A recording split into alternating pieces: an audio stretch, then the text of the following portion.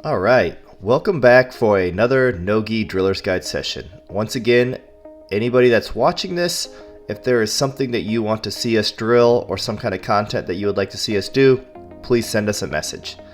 Today we have Austyn.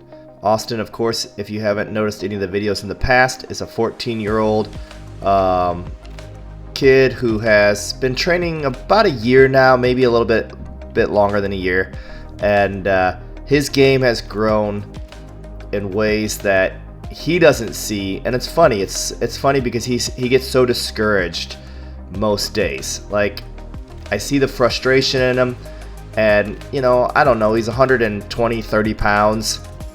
He's starting to get to that point where he's starting to figure out his body. He's starting to understand how to utilize his game, but he still does things frantically, and he still does things. He still forces things to play because he knows that his size and strength isn't there to compete with other people's size and strength. And it's amazing when we start jiu-jitsu how, in a lot of ways, we have to do that. We have to use whatever resources and knowledge that we have in front of us when we first start training. And that's what makes training so frustrating is we put this pressure on us that we have to be good. We put this pressure on us that we have to win. And I don't think we realize that jiu-jitsu in the beginning is about losing. You're going to come into the academy, you're going to start training jiu-jitsu, and you're going to lose a lot. I mean, unless you wrestled before or you grappled, in your friend's house or garage or whatever the case is. When you show up to train at an academy, especially a good academy that knows what they're doing, that's going to help get your game to the next level, you're going to lose, and that's okay. You're going to have training sessions where you can win. You're going to have training sessions where you can lose. But what you can't do is create like this resentment and this frustration inside of you that will make you start hating the sport. You have to find that balance, and that's what's to me so cool about jiu-jitsu.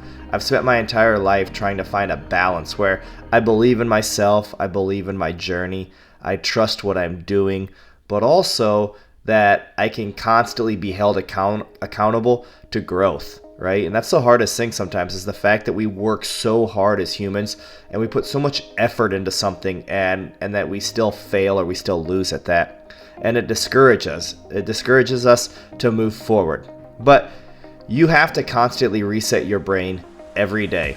And that's what drilling is all about. It's not about fighting. It's not about winning. It's not about getting to a place where you're even better at jiu-jitsu. It's about creating like this balance inside of you that you're going to have good days and bad days. And you have to know that you have to consistently move forward and consistently explore your game.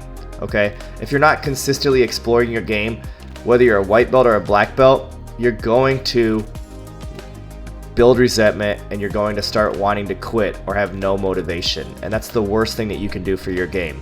So stay tuned and watch more episodes in the future. Thank you.